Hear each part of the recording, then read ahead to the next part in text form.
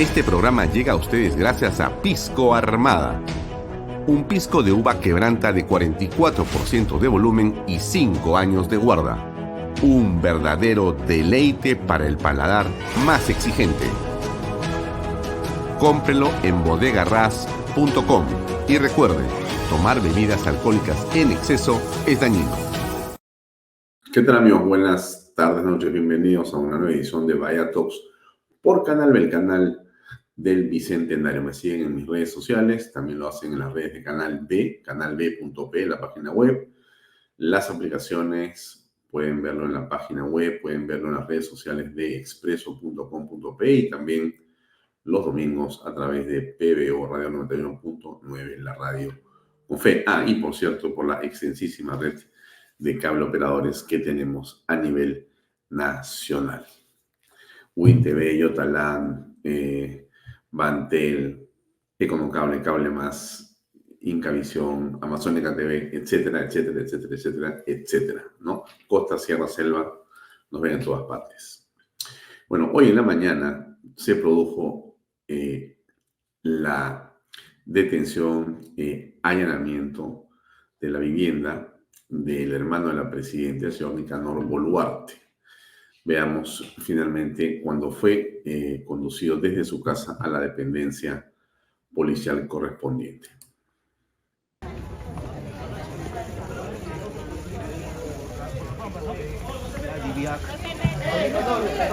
Señor Nicanor, ¿qué tiene que decir?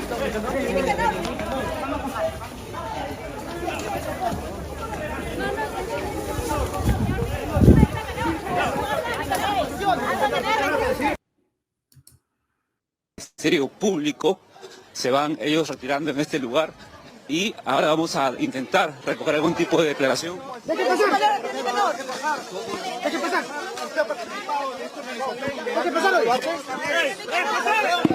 pasar! ¡Niego todo!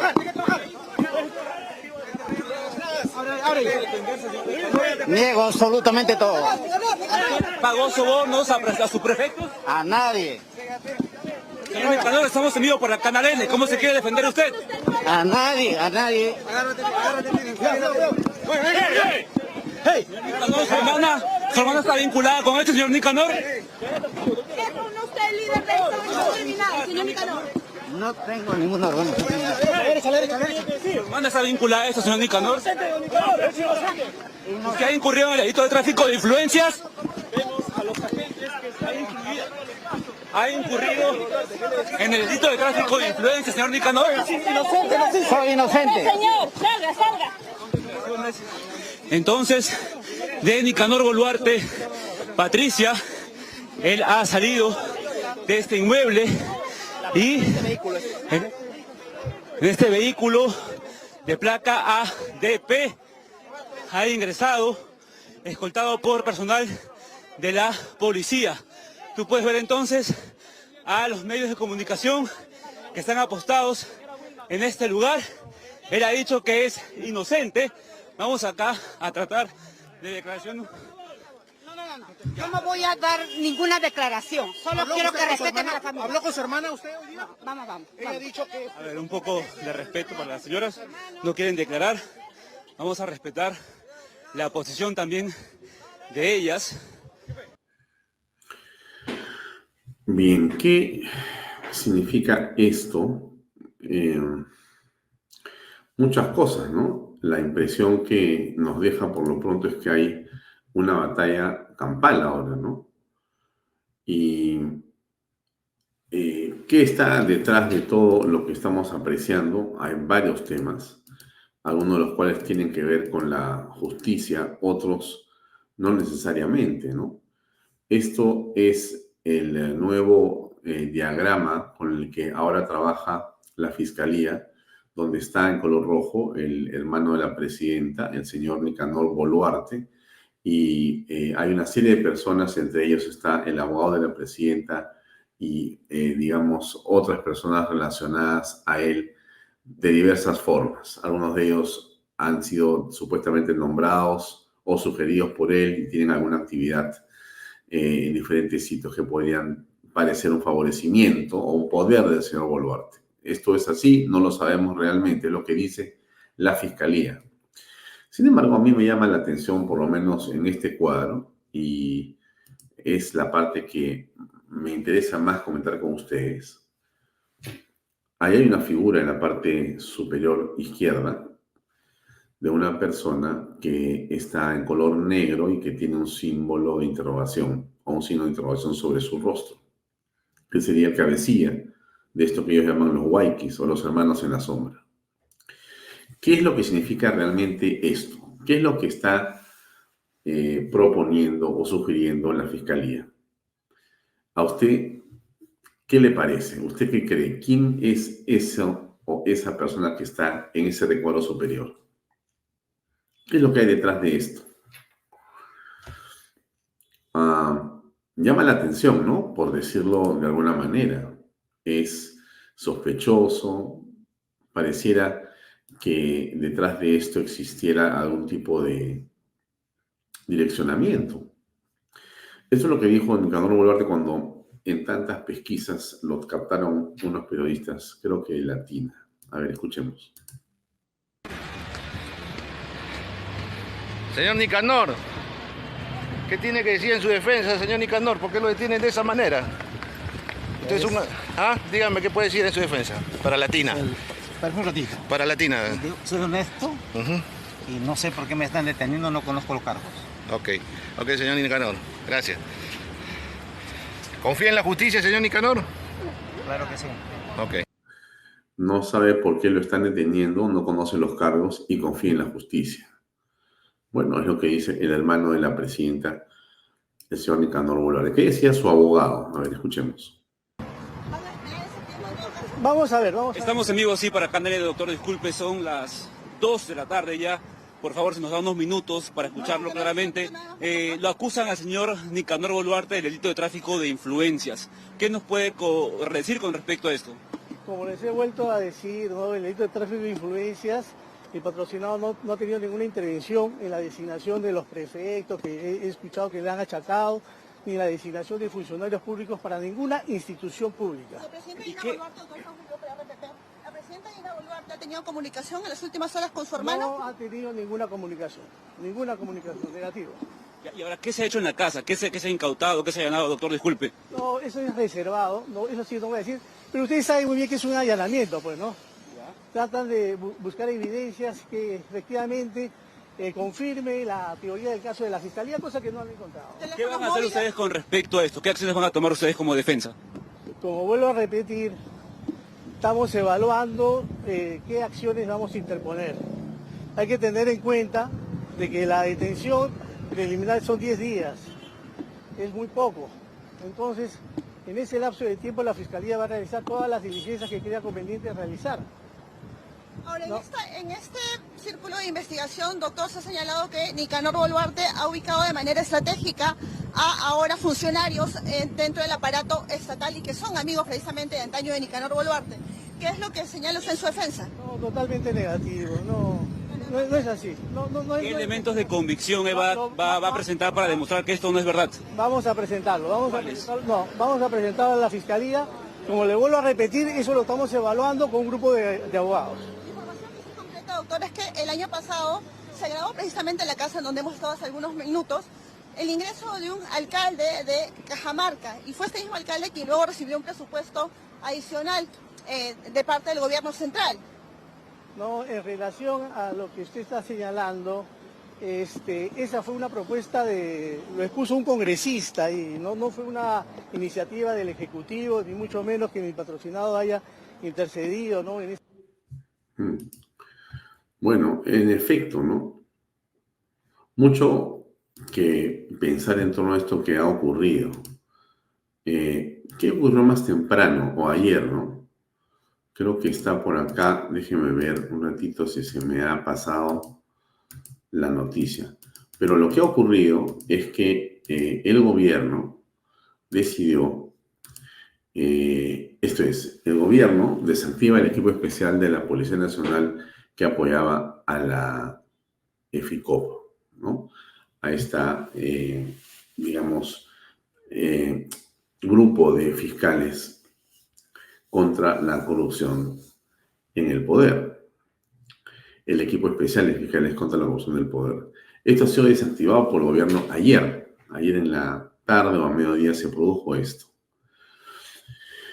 El fiscal Villena, que es el fiscal interino, ha dicho que no está de acuerdo y que está esperando que se repongan. Creo que acá hay un comunicado, efectivamente.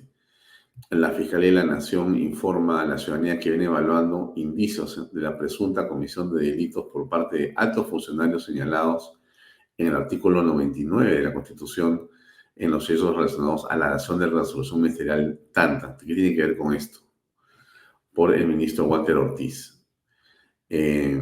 Bueno, dicha norma, difundida anoche en la cual desactivan el equipo especial de apoyo al equipo especial de fiscales contra la corrupción en el Poder EFICOP de la Policía Nacional del Perú, alega duplicidad de funciones con la División de Investigación de Delitos de Alta Complejidad DIVIAC y luego irregularidades en su creación debido a que tendría relación con el auto de detención preliminar judicial resolución número 1 del primer juzgado de investigación preparatoria emitida hoy en contra de Nicanor Boluarte Segarra, Mateo Castañeda y otros.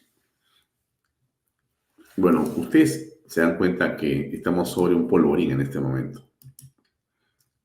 ¿Qué dijo el expresidente del Congreso, general y héroe de la nación, José Williams? Él dice que hay una duplicidad. A ver, ¿qué cosa fue lo que dijo exactamente Williams? Escuchemos. Boluarte se ha metido dentro de una sombra, ¿no? Porque luego de que lo detienen sale la disposición de disolver el equipo especial adscrito a la DIVIAC. Todo eso enturbia las cosas, pero si el Poder Judicial tiene los sustentos suficientes para poder detenerlo, pues está bien y debe ser bien detenido. El fiscal de la Nación ha hecho públicas unas declaraciones para que este equipo vuelva a apoyar al equipo.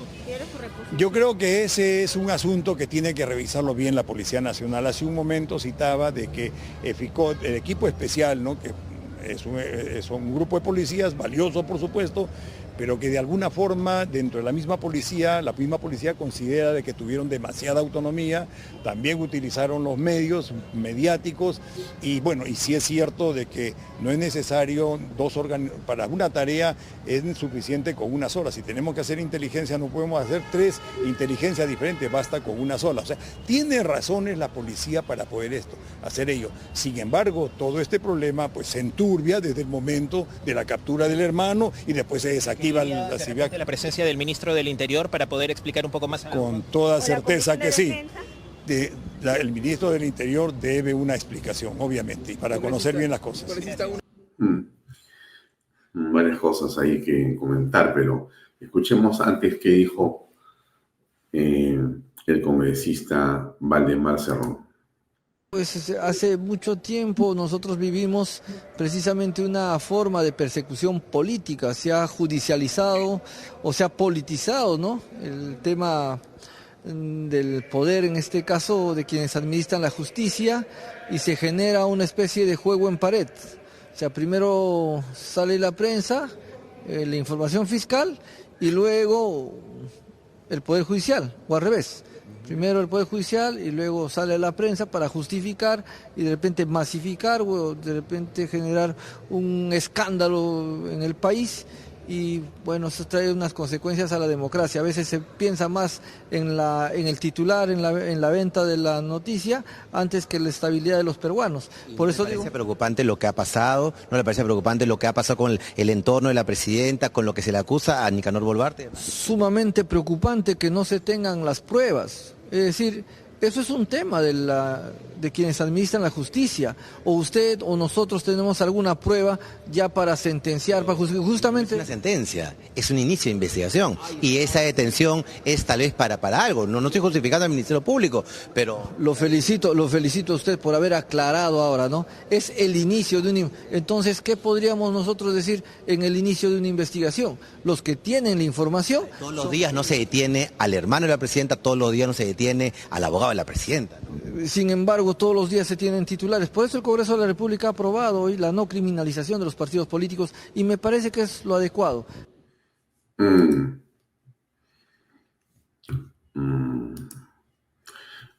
Sí, todo esto pues está en un manto de, digamos, sospecha, ¿no? O sea, exactamente qué cosa es lo que está detrás de esto. El ánimo de la fiscalía, el ánimo del juez Carguancho, que autoriza estos allanamientos y estas detenciones.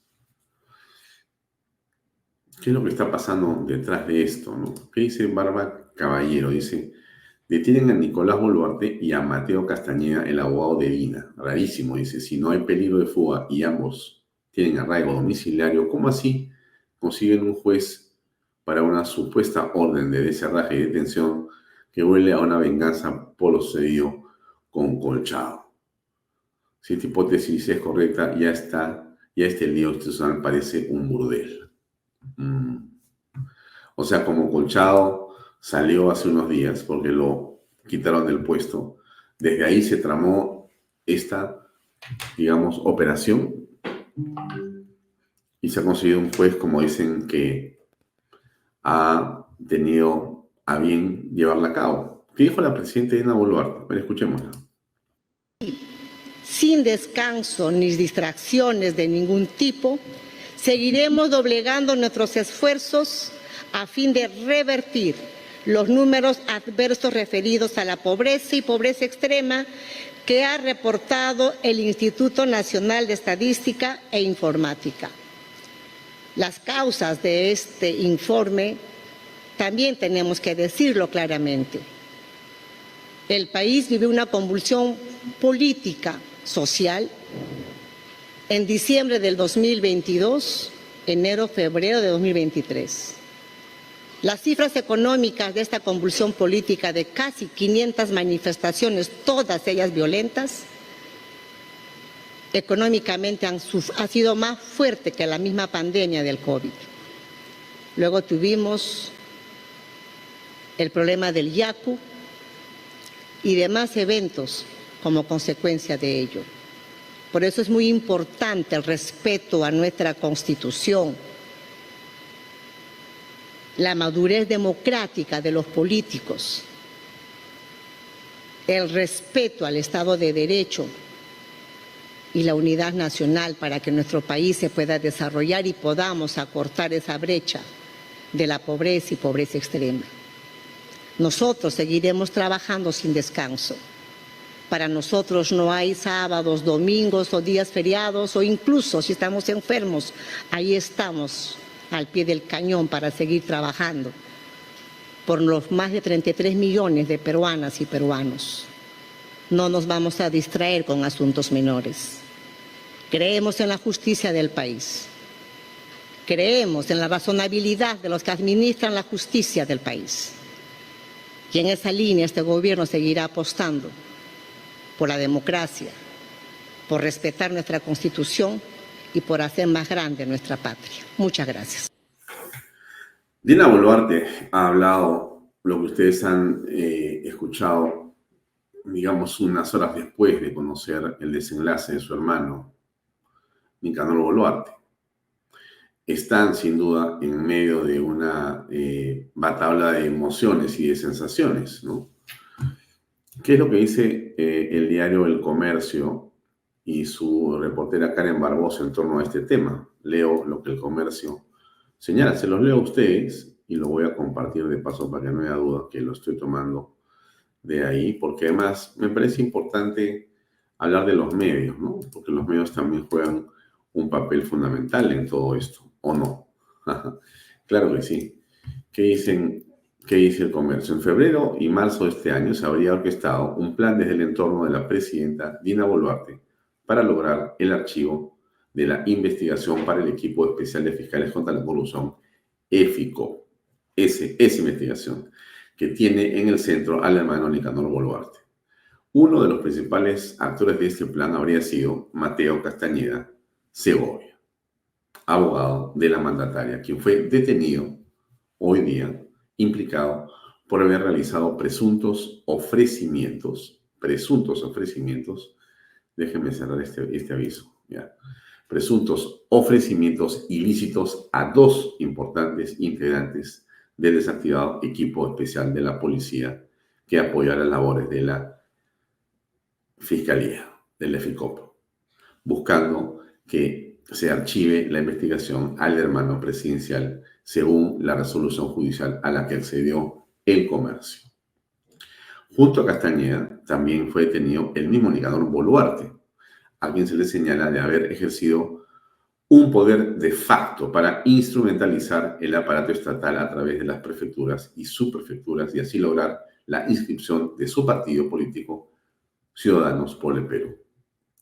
En el operativo Valquiria Jericó, que contó con el despliegue de 28 fiscales de FICOP y 169 agentes de la DIVIAC en Lima, San Martín, Cajamarca, Junín, Abancay, fueron detenidos también Víctor Hugo Torres Merino, Edwin Duarte, Nina Noriel, Chingay Salazar y Segovia Griselda Herrera Vázquez, Jorge Luis Ortiz Marreros y Jorge Chingay Salazar, para quienes también se dictó medida de detención preliminar, no habrían sido ubicados hasta el cierre de este informe.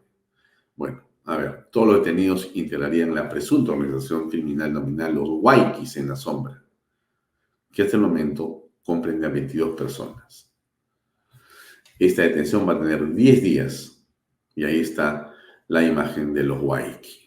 Pero en esta imagen, como yo les dije al principio, hay una imagen o una figura que falta por descubrir y que es la imagen de esa persona que aparece y no está. Ahí la ven ustedes, esta que está acá. ¿Qué sería en todo caso?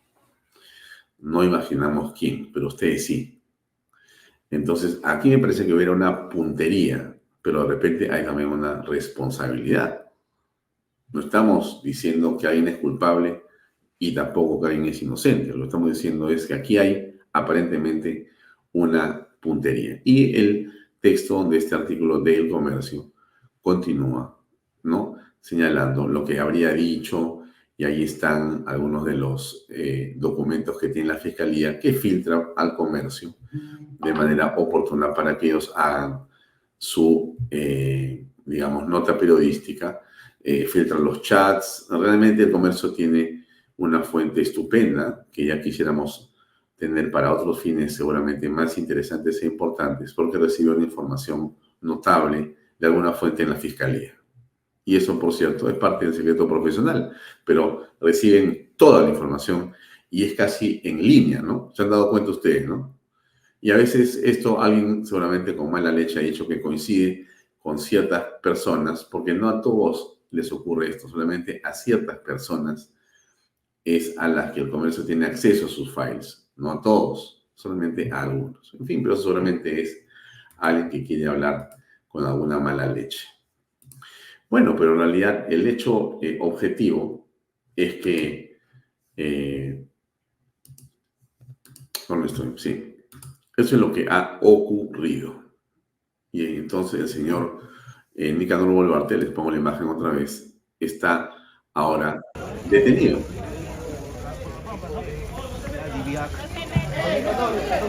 Señor Nicanor, ¿qué tiene que decir al respecto?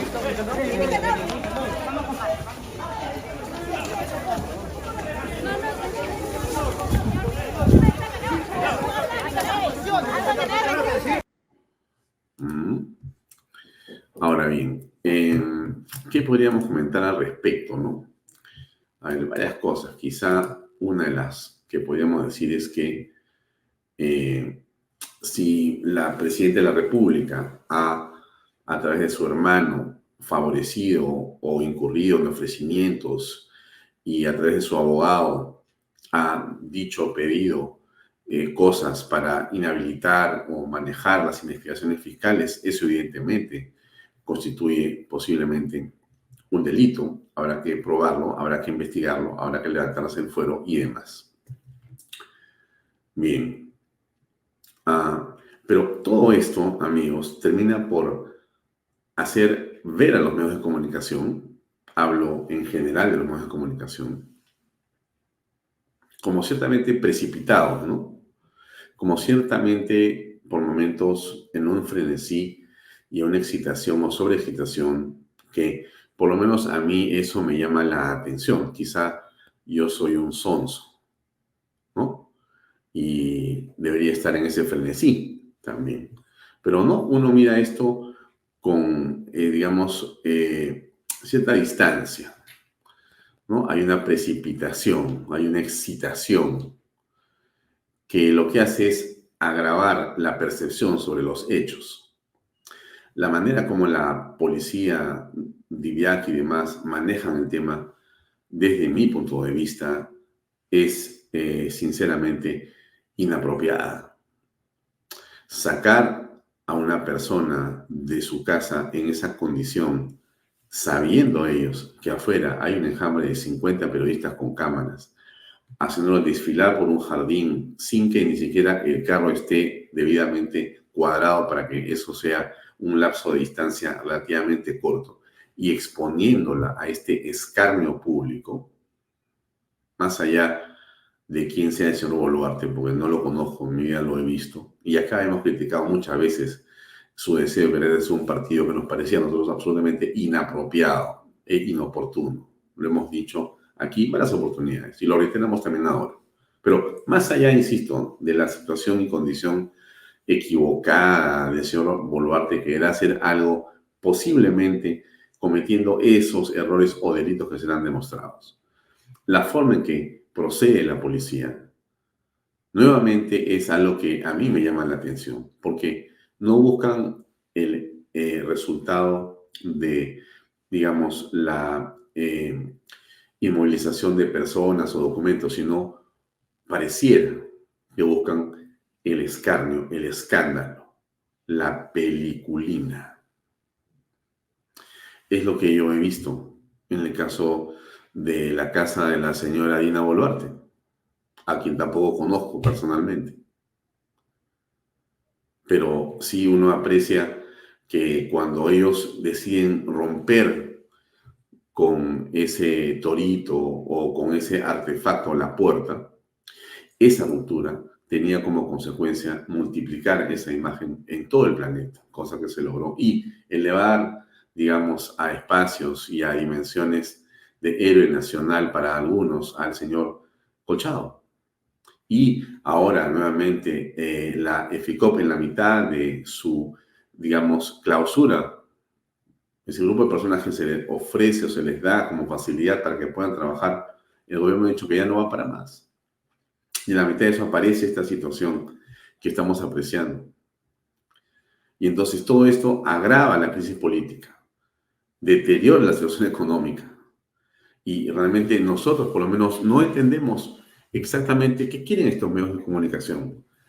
Alguien me va a decir, Alfonso, pero tú ya no eres periodista, porque tú no eres objetivo, porque en realidad tú deberías estar haciendo como hacen todos, que es también subiéndote a la ola del escarnio. ¿Y por qué yo tendría que comenzar a reflexionar sobre qué está ocurriendo exactamente aquí? ¿Y por qué no digo que caiga Boluarte, que caiga Dina, que caiga Nicanor y que caiga Dina? Porque yo creo que eso es un camino inconveniente para el país. Por una razón muy sencilla, estimados amigos.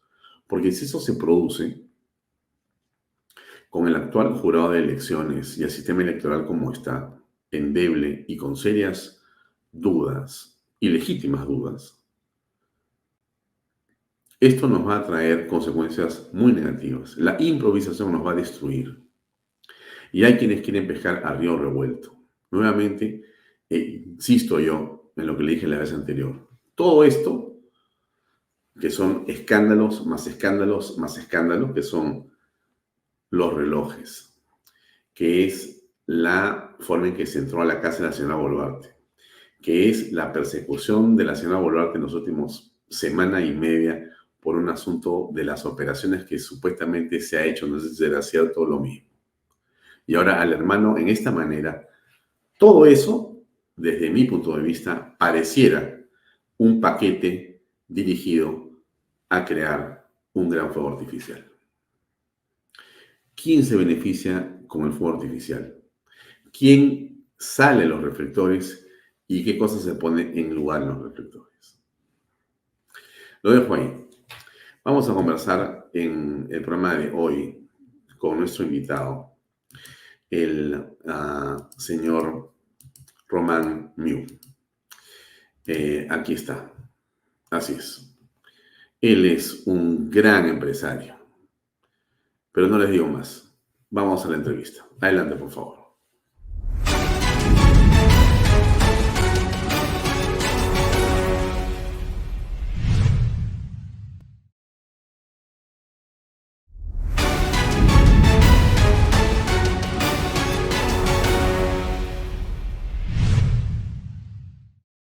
Bien, amigos, en lo ofrecido estamos ahora con Román Miu. Él es el vocero de la plataforma de micro y pequeñas empresas a nivel nacional. Queremos conversar con él para saber qué opinan de la situación económica y también, por cierto, la situación política. Román, gracias por acompañarnos. Muchas gracias, Alfonso, por esta invitación. Muy agradecido por esta entrevista. Mi nombre es Román Miu. Me gustaría, sí, que nos puedas contar, para comenzar, un poco, para quienes no te conocen, que pueden ser emprendedores o jóvenes que no están vinculados al tema gremial. ¿Quién es Román Miu? Bueno, inicialmente de joven, estamos hablando cuando tenía mis 20 y tantos años, me dediqué inicialmente al comercio. Yo soy huérfano de padre desde muy temprano, 13 años, y ahí tuve que entrar al negocio de mis padres, que era ferretería. Luego, conociendo más el negocio, ya me metí en la industria. ¿Ferretero del barrio chino? Sí, ferretero del barrio chino. Y de ahí, unos 10 años después, ya me dediqué a la industria, justamente fabricando productos de lo que yo vendía en la ferretería, ¿no? O sea, has estado en el negocio de la metalmecánica, sí, pequeña, en la producción de primero partes. En la ferretería y luego en la producción de productos metalmecánicos como clavos o alambres, esas cosas. O sea, una pequeña o mediana empresa que trabajamos con los fierros, ¿no? Sí. ¿Eso ha sido tu experiencia? Sí, como industrial, sí. Entonces, en esa experiencia me afilié a la Sociedad Nacional de Industrias y sobre todo como era pequeña empresa industrial, digamos, fui directamente al Comité de la Pequeña Industria de la SNI. Ahí hice mis pininos como dirigente, terminé luego como presidente del Comité de la Pequeña Industria. Luego esto estamos hablando de digamos, de los 30 años, ¿no? Y ahora pues tengo 70, entonces mi experiencia gremial tiene, digamos, un vasto camino. Sí. Ahora, ¿la familia que has formado, tú está vinculada también al tema metalmecánico, al tema de la ferretería? Bueno, en estos momentos, por una serie de circunstancias, hemos tenido que variar bastante nuestra actividad, ¿no? Y además, en el tiempo de Fujimori, lamentablemente, al abrir las puertas a las importaciones, tuvimos que cambiar totalmente de forma digamos, de trabajo, ¿no?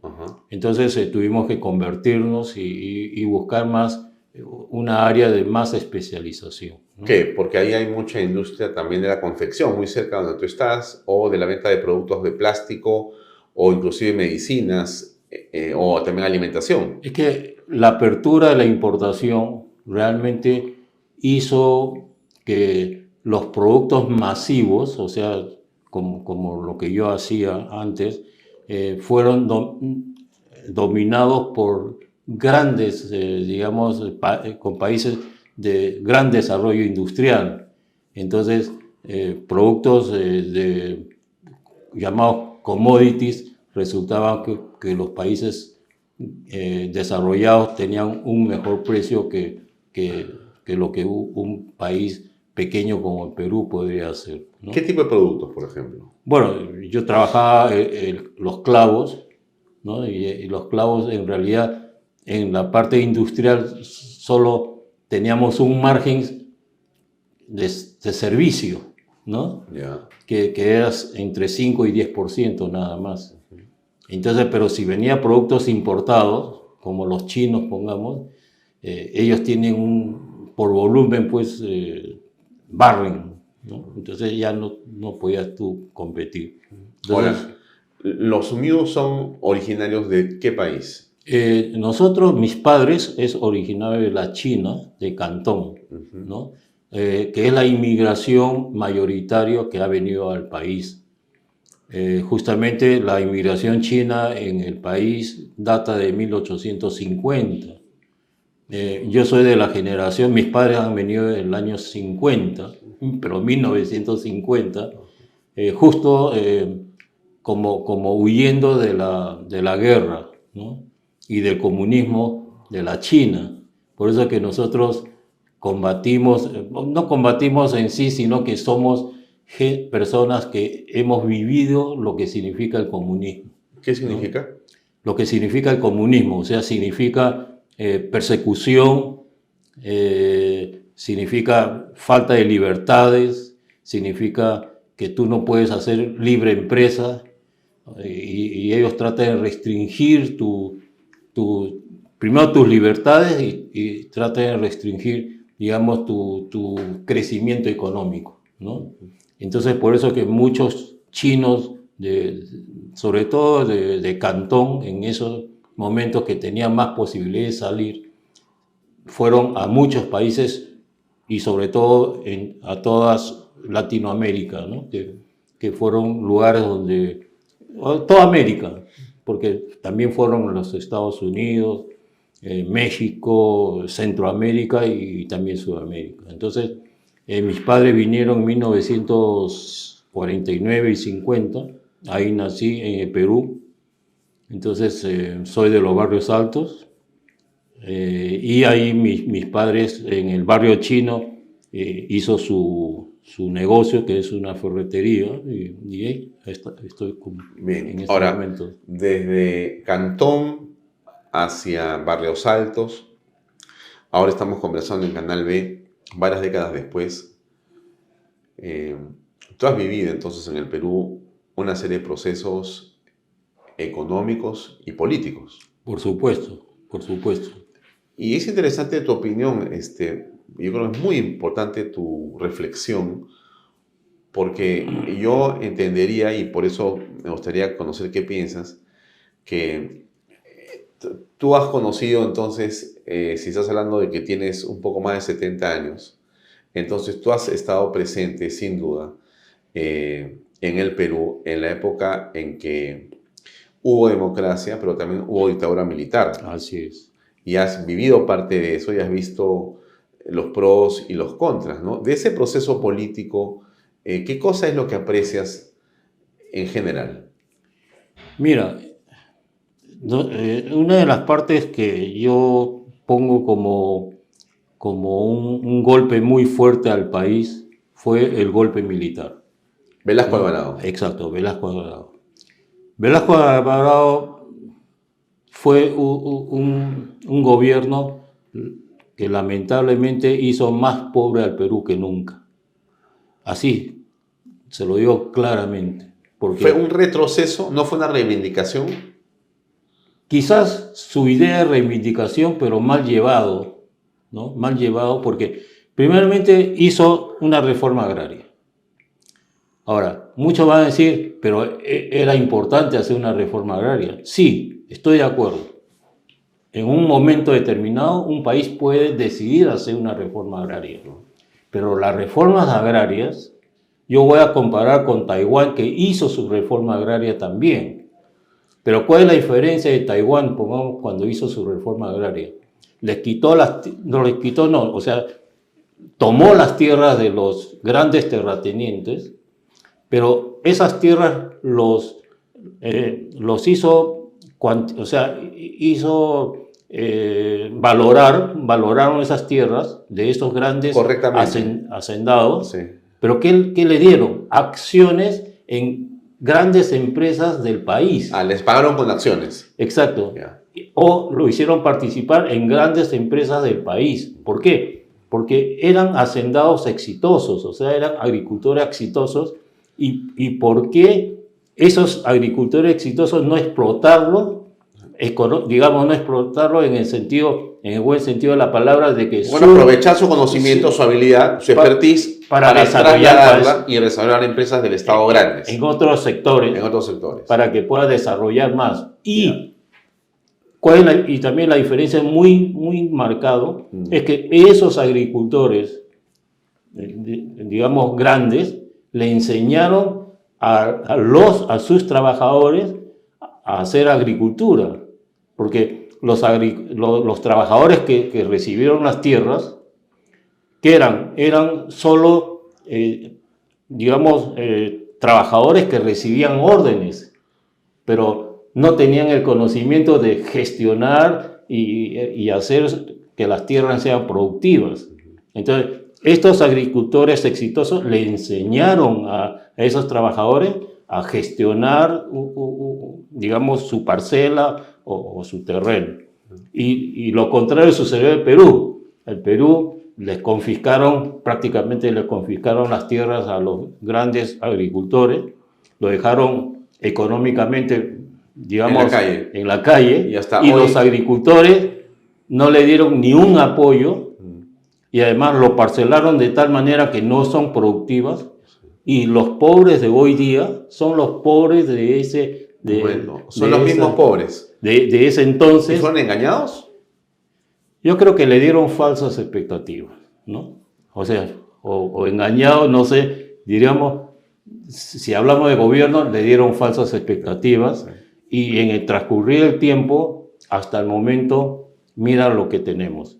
El otro tema que marcó mucho en este golpe del 68 del gobierno de Velasco fue que él, con sus buenas intenciones, dijo: voy a nivelar la educación en el país. Pero ¿cuál es su forma de nivelar la educación en el país? De buscar cuál es el nivel más bajo del país en educación, que son, por supuesto, los colegios públicos, y obligaron a todos, a los privados, públicos y privados, no a los públicos a ser como los privados más exitosos, sino hacia abajo. O sea, nivelamos hacia abajo. ¿Y cuál es el resultado? O es el resultado de ese experimento educativo, que ahora ya son los de 50, 60 años. 70, ajá. Ese es el resultado educativo. Un país que está cómodo educativamente. Así es. Desde tu punto de vista, ¿cómo estamos en educación? Educativamente, mal. O sea, esos hombres que fueron educados en esa época, hoy ya tienen 50, 60 años. Así es, por supuesto. Entonces, ¿qué pasa con esa generación? Esa generación, nivel educativo bajo.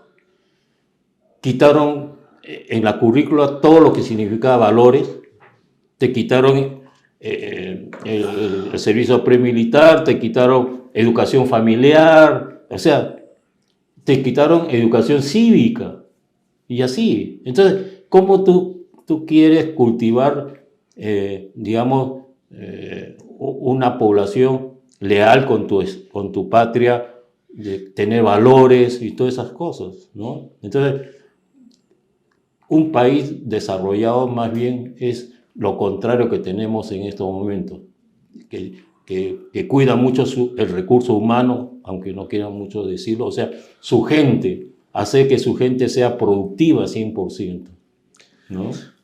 Bueno, de la época de Velasco pasamos a Morales Bermúdez, pasamos a la Constituyente, llegó Belaúnde en su segundo gobierno, estuvo Alan García, estuvo Fujimori, estuvo Alejandro Toledo, llegó García, llegó Ollanta Humala, ganó Pedro Pablo Kuczynski, gobernó Vizcarra, salió y estuvo Sagasti presente ahí, ganó Pedro Castillo, estamos en Boluarte. ¿Qué es lo que aprecias? Diría que, ¿cuál te parece?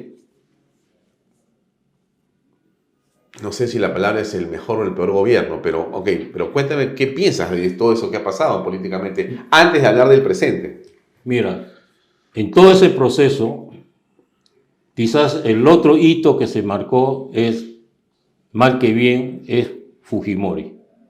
Porque Fujimori, a pesar de que su campaña decía no shock, lo contrario, hizo todo lo que Vargas Llosa creo que iba a hacer, o más todavía. O sea, que el plan de Vargas Llosa era un plan positivo y bueno para el país. Que Fujimori lo tomó ¿no? Dijo que no iba a hacerlo, pero apenas llegó, lo ejecutó y lo implementó. Entonces, ¿qué ocurrió en ese momento? En ese momento ha hecho que el Perú adoptara justamente un mercado abierto, pero bajo los términos de una economía social de mercado.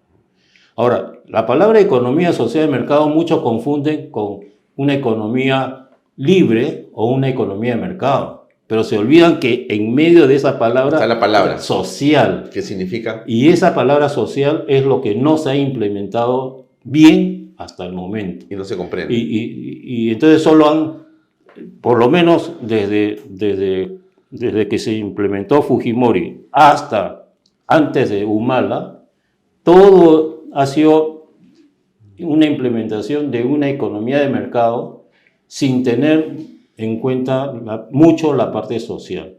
Pero de todas maneras, a golpes, en ese periodo, hasta antes de Humala, hubo crecimiento económico. A pesar de, digamos, de esa carencia social, hubo, o sea, de la carencia de una intervención social, porque economía social de mercado, sí hay una intervención, pero en la parte social, ¿de acuerdo?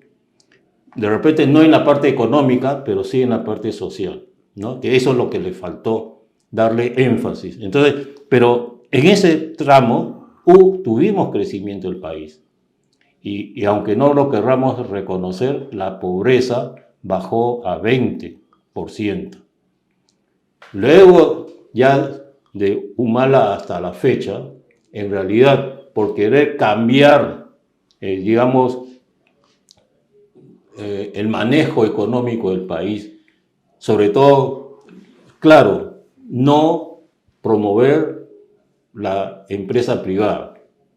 Es claro el tema de que ninguno de esos gobiernos, desde Humala hacia ahora, no han promovido la inversión privada. Más bien lo han estado atacando, más bien lo han estado tratando de que salgan del mercado, porque con todo lo que se ha hecho, tanto en la parte laboral, en la parte tributaria, el resultado final es menos inversión en el país. Y hoy, ya trayéndolo a hoy, ¿qué es lo que está sucediendo?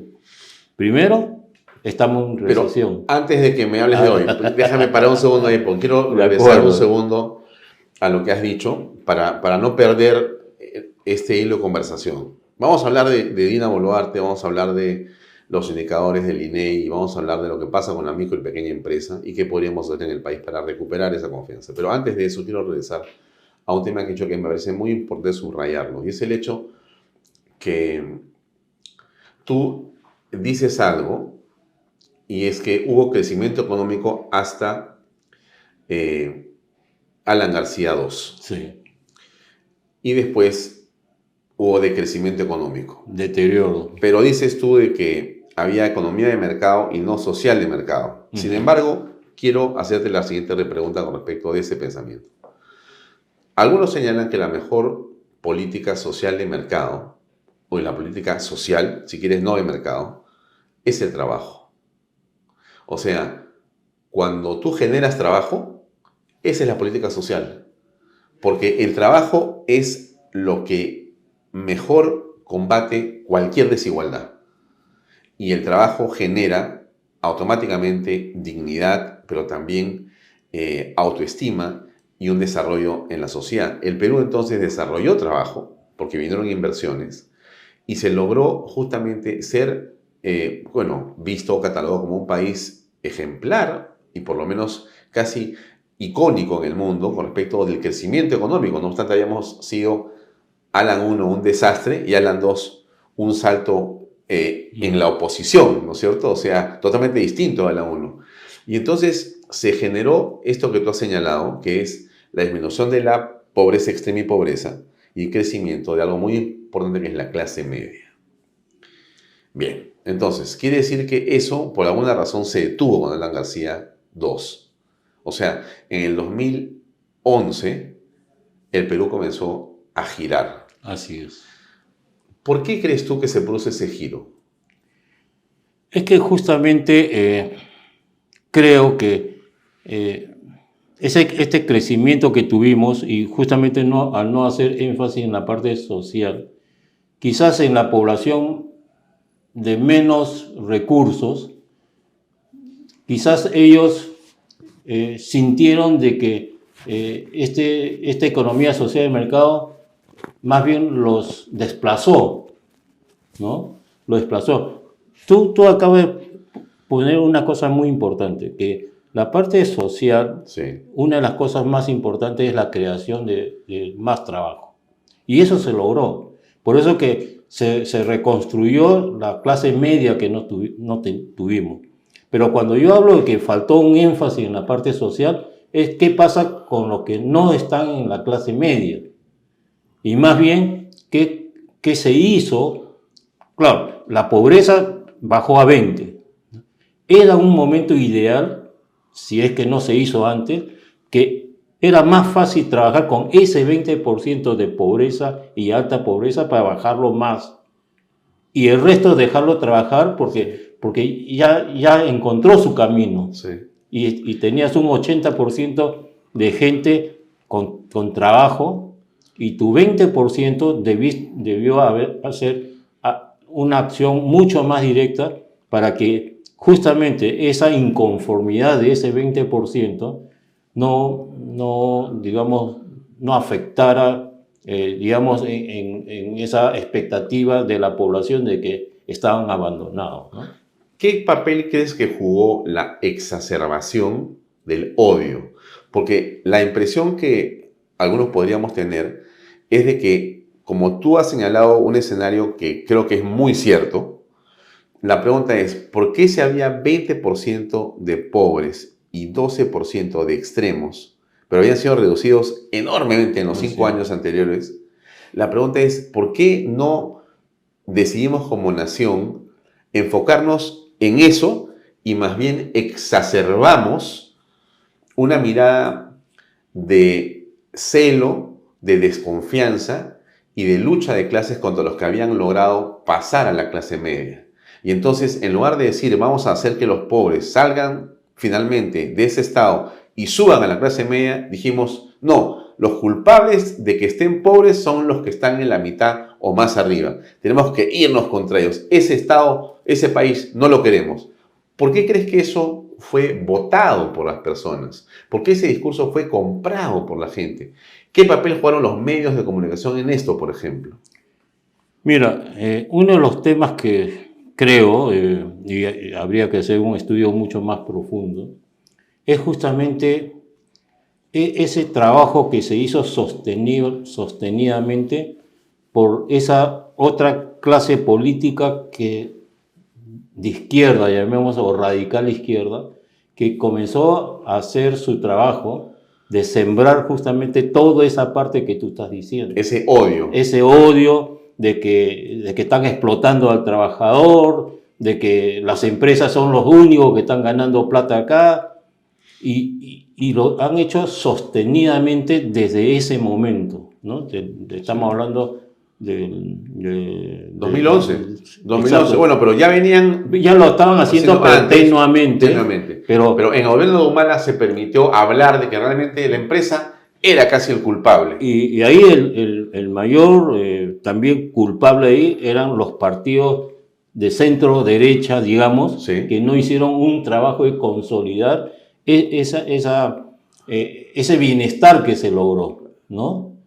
Porque también tiene una gran culpa ahí, quizás las organizaciones, digamos, de ese entonces, de no reforzar, digamos, de que se logró, digamos, una estabilidad económica, crecimiento, más empleo, más inversión, y se dejó que esa otra ala, llamemos de oposición, para darle un nombre, de sembrar todo el resto para calar en la población, sobre todo comenzar con esos 20% más pobres y el otro grupo llamemos, de la clase media, pero la que está con la justa pasando a ese escalón y tratar de sembrar la inconformidad en ese espacio, ¿no? Que son los 30 o 40% de esa población, digamos.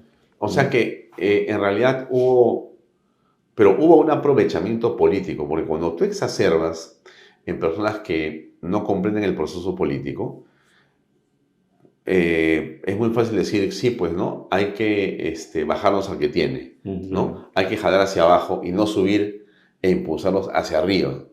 Pero ese odio ha sido muy malo, Román, porque estamos sentados sobre un volcán emocional, siento por momentos eso, que no se comprende la naturaleza de la maravilla sobre la cual estamos parados en el país. Esa es la impresión que tengo yo. O sea, la discusión de los medios del día de hoy, o de las últimas semanas, o meses, o años, no tiene que ver con lo importante que somos como país. Ni siquiera, te diría yo, que tiene que ver con la historia del Perú, no. Tiene que ver con apetitos absolutamente secundarios, irrelevantes, egoístas, de odio y de destrucción, pero no de construcción ni de consolidación, menos de unidad. Estoy totalmente de acuerdo con ese, digamos, análisis que tú acabas de hacer.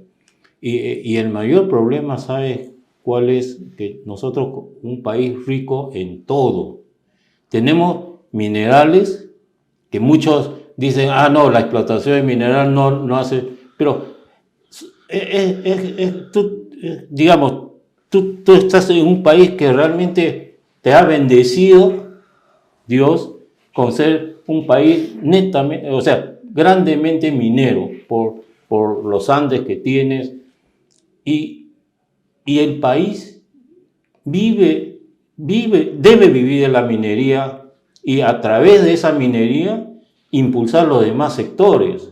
Pero acá es al revés, matan la minería para tratar de buscar otras soluciones económicas en otros sectores que es mucho más difícil de trabajarlo, y además no tenemos las habilidades para hacerlo, además, ni la industria tampoco. Exacto. Porque la industria nuestra todavía no ha logrado florecer como deberíamos. Porque miren, se demuestra donde hay minería, esos lugares son los que tienen más canon, más ingresos, pero el problema reside en que los que van o sea, los gobernadores regionales o los alcaldes y toda esa cosa, mal utilizan esos dineros, ¿no? Digamos que en vez de usarlo para mejorar la situación de vida o mejorar el bienestar, digamos, de su población, lo han gastado y han metido uñas a ese dinero.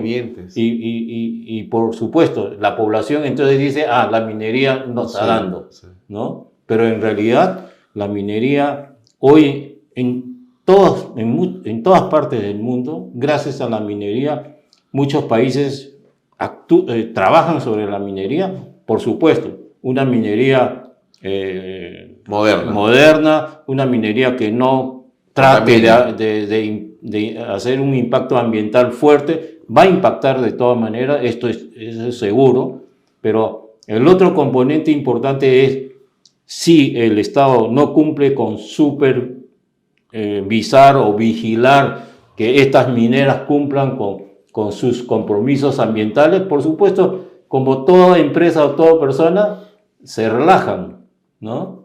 Entonces, no es culpable, es culpable la empresa muchas veces, pero si el gobierno es laxo, entonces tampoco no va a haber, digamos, un control en eso. Entonces, el tema está que la minería es una fuente importante de ingresos para el país y el país lo tiene, ¿no? La agricultura.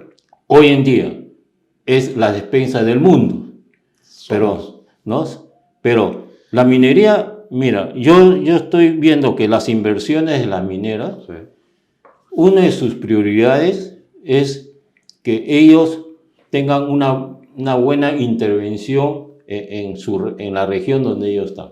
Entonces, yo sé que le meten dinero en agua, en hacer construcciones importantes para la ciudad, para ser amigables, ¿no? Pero lamentablemente hay organizaciones que actúan ahí de mala fe y los ponen a las inversiones mineras como si fueran los ogros en esa zona, ¿no? Entonces, tenemos un problema ahí muy grande. Sí, o sea, tenemos minería, tenemos agricultura, Claro. tenemos turismo y tenemos una serie de otras actividades que son fantásticas para el país y que no estamos aprovechando. Ahora, volvamos al presente. Nosotros nos hemos abierto un poquito, pero era importante, estimado Román, porque creo que el contexto ayuda a que la gente comprenda mejor quizá de lo que vamos a conversar ahora, ¿no? Sí, que es así es. el tiempo de hoy. Hoy estamos en mayo del 2024. Hace unas horas se publicó un informe del INEI que habla sobre la pobreza y pobreza extrema y la condición en la que se encuentra el país. No es solamente, y quiero decirlo yo y quiero que tú lo comentes, creo yo, un asunto de responsabilidad exclusiva de la señora Boluarte y de su gobierno. Sí, quizá tiene un peso grande el gobierno de Castillo con ella, donde todo eso está unido también, pero es esta serie de errores que hemos venido cometiendo. Así es. O sea, no podemos mirar la foto de ahora pensando que la foto de la economía de hoy es algo que se ha construido en los últimos meses y no comprender que esta situación de hoy es la consecuencia, es el efecto de malas decisiones tomadas no solamente de los gobernantes, sino de los que los han puesto en el gobierno, porque son gobiernos democráticos. A García lo eligió el pueblo, a Ollanta lo eligió el pueblo, a Kuczynski, al señor Pedro Castillo. Son elecciones populares. Podemos discutir muchas cosas, pero finalmente la democracia fue la que arrojó esos resultados. Y esos gobiernos, santificados y legitimados por el pueblo, son los que han gobernado y están gobernando. Entonces, mi primera pregunta es, ¿cómo ves la situación económica en este momento, Román? Mira, ¿a quién representas primero y cómo es la situación económica? Bueno, primeramente yo estoy representando a la Plataforma Nacional de Gremio de la Micro y Pequeña Empresa. Somos una organización con más de 100 gremios a nivel nacional, o sea, por esa razón tenemos un conocimiento casi de todo el país sobre el sector. Estas cifras que nos han revelado hoy día, miren, estamos hablando que en el mejor momento el país ha estado con 20 de pobreza. ¿Cuándo? ¿No? Estamos hablando, de acuerdo a la estadística que tengo en la mano, 20 de pobreza hemos estado en el 2019, pero esa baja de pobreza ha estado sostenidamente desde el 2000, bajando desde el 2011, desde el 2010, bajando de 30, bajando, porque la pobreza no lo revierte de un día para otro. Entonces, ha habido del 2010 hasta el 2019 descenso de la pobreza. ¿no? De la pobreza. Entonces, ¿qué pasó en 2019? De ahí subió a 30.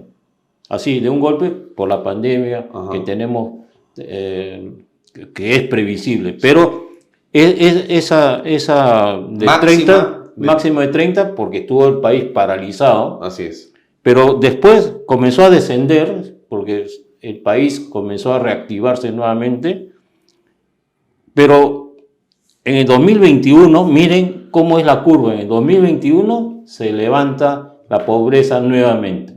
Y a hoy día, miren, 2021 a 2023, en 2 años, hemos subido rápidamente la pobreza. Casi a niveles de pandemia. Así es. Y lo peor, de acuerdo a las cifras que hemos visto, lo peor de toda esta alza de la pobreza es la pobreza urbana. Se ha duplicado en un año la pobreza urbana en el país. O sea, la pobreza urbana sería quizás lo último que podemos decir de que podía dispararse.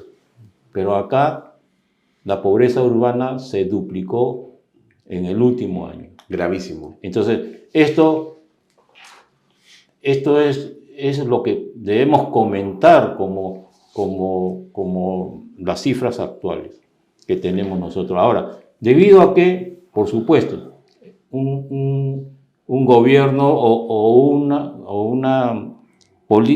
una situación política inestable totalmente, tanto en el Congreso como en el Ejecutivo, en ambos tienen la culpa de lo que estamos viviendo. No solo podemos echarle la culpa solo al Ejecutivo, porque el Legislativo también se están encargando de poner más leyes que ellos creen que es popular, pero son leyes que finalmente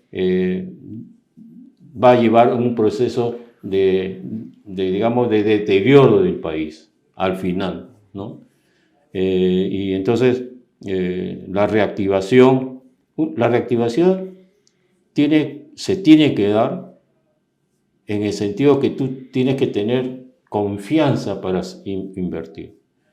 Pero entonces, si estamos con esta inseguridad, tanto política y como inseguridad ciudadana, va a ser muy difícil revertir, o reactivarse el país. Pero, ¿qué se podría hacer para reactivar la economía? ¿Qué cosa es lo que podríamos, recomendar? ¿Qué decisiones son las que están demorando, que hacen que esto no pueda cambiar en la velocidad y en la ejecución? ¿Qué falta? Acá muchos dicen, o nosotros decimos también, el gobierno tiene que dar una señal que de verdad tiene la voluntad política de incentivar la inversión privada, ¿de acuerdo? Porque el gobierno, el Ejecutivo, no va a poder revertir, la situación económica si no tiene el apoyo de la inversión privada. Eso es una cuestión,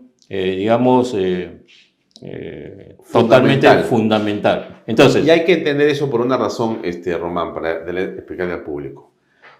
Todo lo que el Estado tiene de dinero, invirtiéndolo, no es sino una fracción muy pequeña de lo que los privados podemos hacer motivados. Exacto. Lo máximo que podríamos mover sería pues un 10% de la economía, pero el 90% es de los privados. Así es. Entonces, ¿por dónde empezar? Para darle confianza. Destrabar todos los proyectos mineros. Todos. Porque los proyectos mineros, tengo entendido, ellos están dispuestos a meterle más plata, no de los nuevos proyectos, porque los nuevos proyectos va a demorar 5 años o 10 años, pero los proyectos que están trabajando... Lo que está corriendo en este momento. Tú le das la señal, van a destrabarse. No vamos a poner problemas. Así es. Estoy seguro que ahí mismo, donde ya están operando, reinvertirían inmediatamente e impulsarían la economía. Para comenzar. Sería un shock potente. Así es. Desde la minería hacia todos los peruanos. ¿Por qué? Porque la minería en el país tiene una incidencia casi de 20 y tanto a 30%. Completamente. O sea, tú le disparas un shock de inversión ahí, ya tienes un 30% del PBI, que va a crecer, se va a mover rápidamente. Y como las minerías tienen nuevas inversiones, todos los que están alrededor de las mineras y todo el país se va a mover, la economía, sobre todo la micro y pequeña empresa se va a mover en forma indirecta por ese shock de inversión que hay. ¿Por qué? Porque al tener esta inyección en las minerías, los trabajadores van a recibir más dinero en sueldos, va a requerir más trabajadores en el sector, el transporte, todas las industrias conexas y todos los circuitos económicos se van a movilizar automáticamente. Entonces, con eso ya tienes por lo menos un 30% de todas las actividades colaterales de la zona ya se inyectó ánimo y ¿no? Se estaría moviendo la economía. Después esa es una decisión que viene ¿cómo? O sea, cuando tú dices que se extraen que sea un mensaje claro. ¿Qué cosa es lo que esperarías tú que el gobierno pudiera hacer?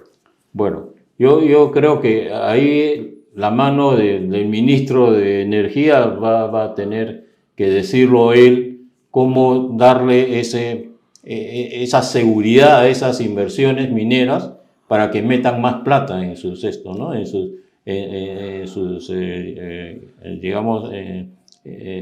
localidades, en sus propias zonas geográficas, claro, así es, donde están operando las minas. Entonces, o sea que Rómulo Mucho en este momento es esencial. Es clave. Entonces, los demás sectores de la inversión privada va a decir, mira, el país, los gobiernos, estos últimos 10 años le han puesto siempre problemas a la minería y hoy han tomado una decisión de conversar con ellos, destrabar.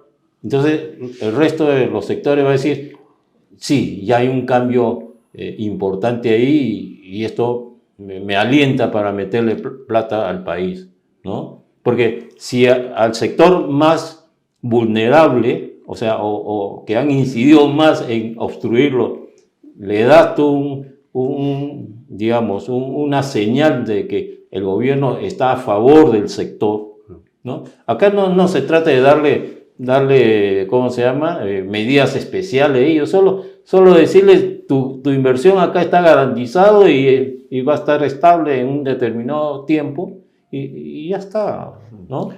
Eso es una parte. Sí. O sea, es la minería, los, negocios que están alrededor de la minería, que son todos, porque es que la minería es totalmente transversal al final de cuentas. Es alimentación, transporte, vivienda, todo, ¿no es cierto? Ya, entonces mueves a la minería y se va a empezar a mover la economía.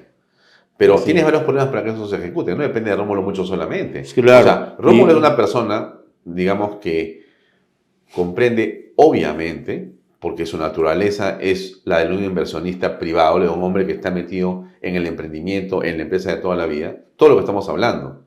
Pero solo no puede hacerlo. Claro, el otro sector, que es el sector de donde yo vengo, es la parte industria, la industria manufacturera, ¿no? Esa parte de la industria que en este momento tiene un componente del 12% de la economía del país.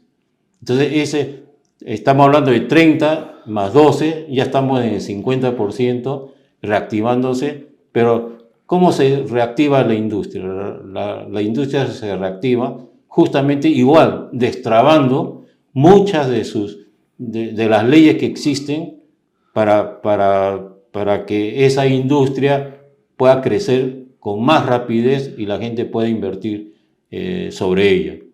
Entonces, este es un sector importante de la industria manufacturera. El otro sector que es importante y hay que seguirle dando fuerza son las exportaciones.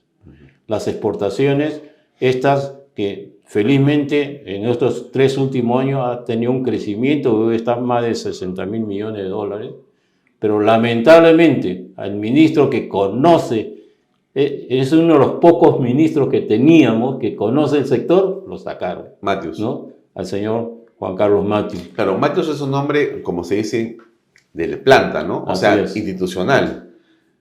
No se comprende la salida de Matthews. Nadie la comprende. Solamente unos intereses de no sé qué tipo, porque ¿cómo lo sacas a Matthews? Donde yo pregunto por Matthews me dicen, ¿pero cómo lo han sacado a Matthews? Es uno de los pocos ministros que conoce su sector, ¿de acuerdo? Y sabe por dónde puntillar para que puedas crecer más, ¿no? Y hoy en día, que digamos, estas exportaciones del país, donde el 30%, 40, sí, 30 y tanto por ciento es hacia el Asia. Y el mercado del Asia, estamos hablando de la tercera parte del mercado del mundo. Y si estábamos creciendo y teníamos un 30%, imagínense que fácilmente con una buena inyección ahí, llegaríamos al 50% a ese mercado sin ningún problema.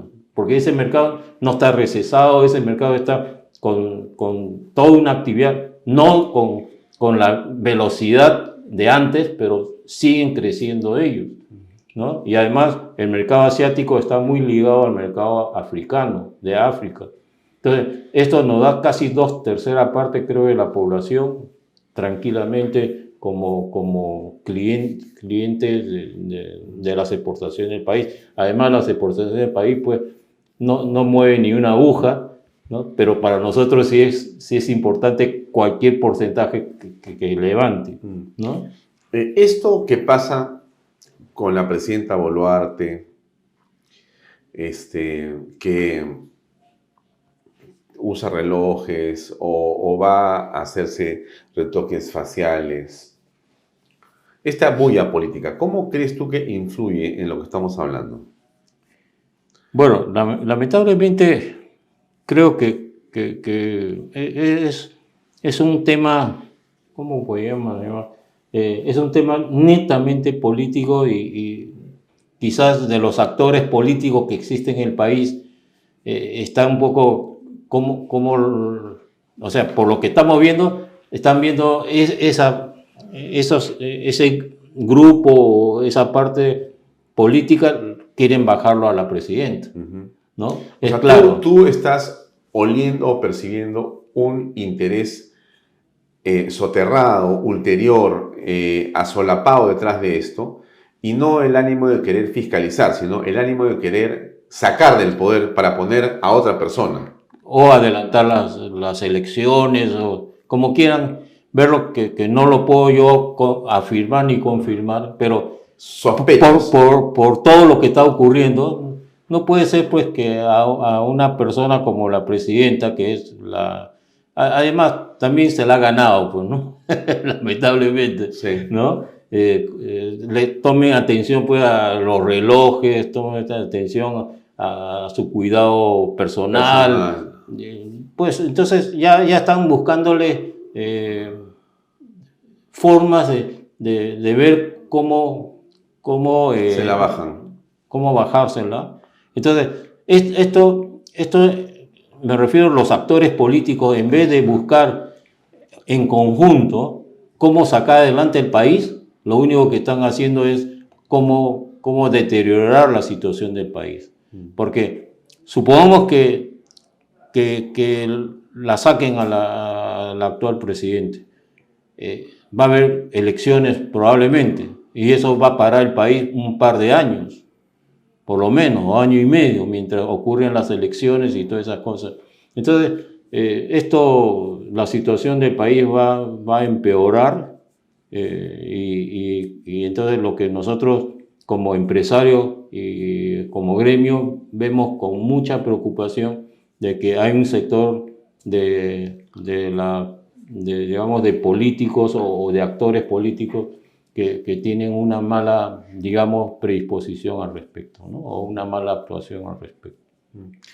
Bueno, y para ir terminando, Román, ¿qué le recomendarías? Porque finalmente nos va a escuchar el presidente Boluarte, por un lado, nos van a escuchar los congresistas, nos va a escuchar la gente que está en la microempresa. Comencemos por la gente de la microempresa. En este momento tú eres el vocero. Te están escuchando. Este canal llega a Huancavelica, nos ven en Apurímac, nos ven en Cajamarca, estamos en todo el norte, en todo el sur, estamos en la selva. Estamos en las alturas de la ciudad de Lima. Están sentados en su celular, o te van a ver mañana, o te van a ver más tarde, o la próxima semana. Van a decir, mira, acá está este señor jaladito que nos está hablando. ¿Qué nos puede decir si yo soy un micro y pequeño empresario? Mira, hoy en día, con todo este ruido político y con todo lo que nos está sucediendo en el país, la única forma es reactivar totalmente la economía del país. Todos debemos trabajar en eso, todos, tanto en el Ejecutivo, tanto como en el Legislativo, con ese solo objetivo hasta llegar al 2026. Porque son 2 años que si se hace un trabajo sostenido entre estos dos poderes, van con un solo objetivo de lograr el crecimiento económico del país, reactivándolo, no del 3% que está presupuestado en estos momentos, sino llevarlo por lo menos al 4 o 5%, por lo menos. ¿Para qué? Primero, para generar los puestos de trabajo que necesitamos por este problema que ya está marcado de pobreza. La pobreza que está marcado es debido a la falta de trabajo, a la falta de inversión, empleo, a la confianza. de inversión y todo eso. Claro. Entonces, todos deben trabajar con ese mismo objetivo de reactivar el país. De reactivar el país es bajar el ruido político totalmente. Mira, el tema de enriquecimiento, el tema de corrupción. De la corrupción, por supuesto, hay una corrupción en el país, no lo podemos negar y la corrupción está muy generalizada. Y no se puede aceptar. Y no se puede aceptar. Ahí que el Poder Judicial, la Fiscalía haga su trabajo y lo haga dando su mayor esfuerzo para que eso ocurra. Pero eso es por un lado. Y nosotros, la economía tiene que caminar por su propio camino, pero buscando el desarrollo y la estabilidad económica del país.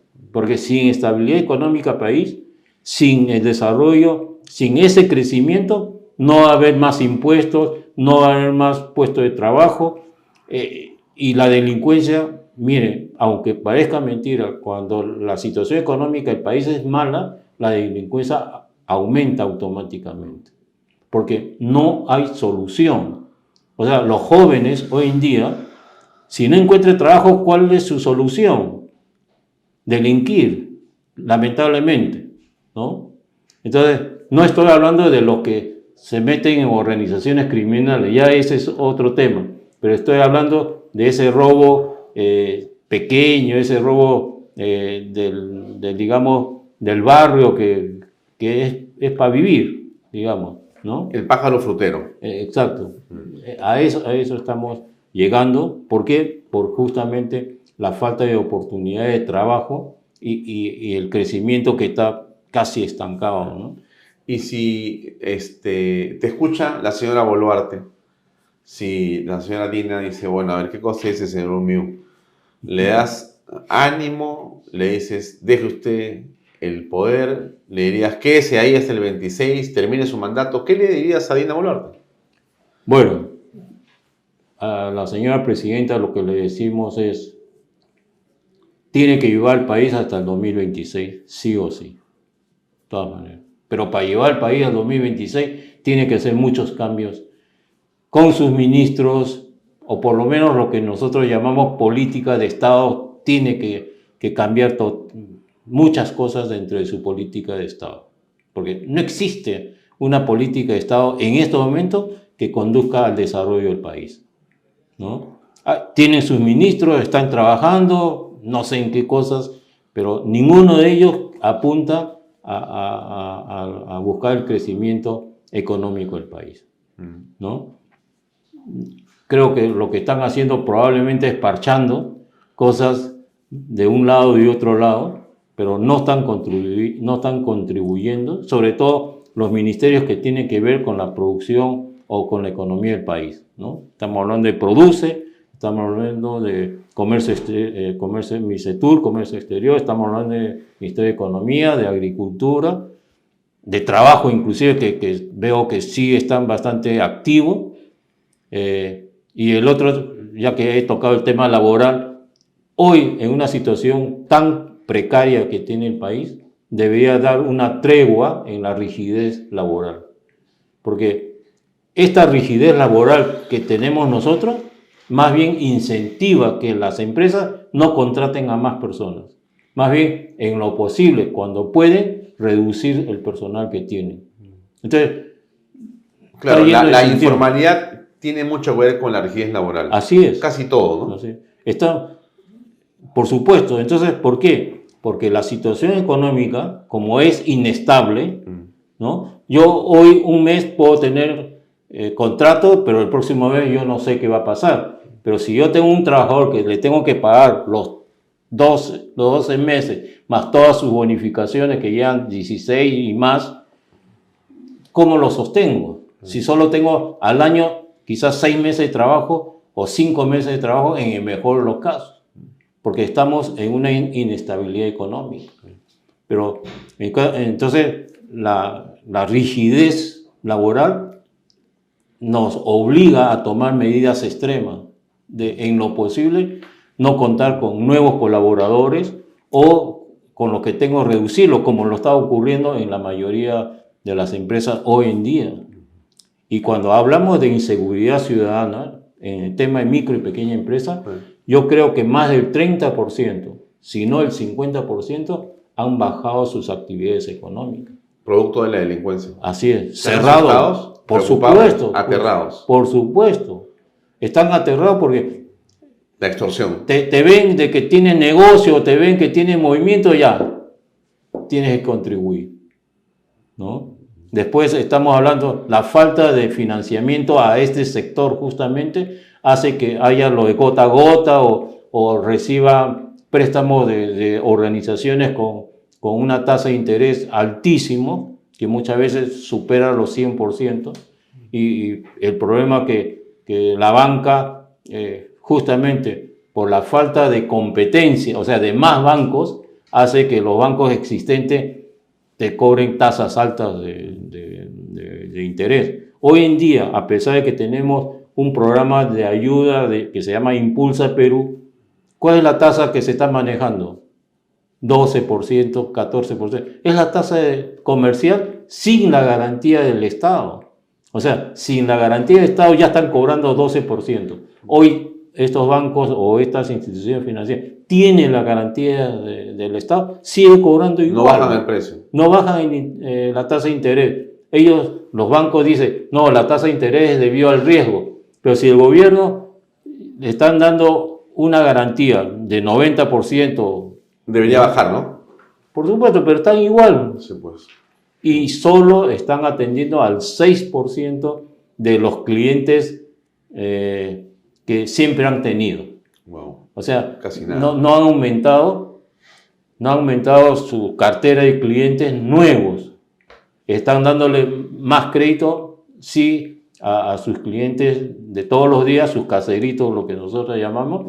Le está dando más porque como el gobierno le está garantizando, entonces prácticamente ese dinero que están prestando no tiene mucho riesgo al respecto, ¿no? Entonces por eso no se sale de su 6%. Muy bien. Lamentablemente. Román, qué interesante conversar contigo hoy día. Te agradezco mucho por tu tiempo y quedamos pendientes de continuar conversando. Encantado. Cuando hayan las noticias que todos esperamos y el Perú crezca otra vez, como queremos. Así es, y mi invocación es que Perú va a crecer en la medida que el Perú se vuelva un país industrial. Porque la industria en el país, en sus mejores momentos, estábamos en un 18% del PBI. Hoy estamos 12% y bajando. Entonces, la industria, ¿por qué tenemos que impulsar la industria? Porque es el mayor generador de puestos de trabajo, ¿no? Y sobre todo trabajo con valor agregado y es un trabajo más estable en el tiempo. Por eso que la industria hay que buscar cómo impulsarla desde todos los sectores. Gracias. Muy bien, muchas gracias, amigos. Eso es todo por lo que nos despedimos. Hasta el próximo lunes. Buen fin de semana, buenas noches. Este programa llega a ustedes gracias a Pisco Armada. Un pisco de uva quebranta de 44% de volumen y 5 años de guarda. Un verdadero deleite para el paladar más exigente. Cómprelo en bodegarras.com y recuerde, tomar bebidas alcohólicas en exceso es dañino.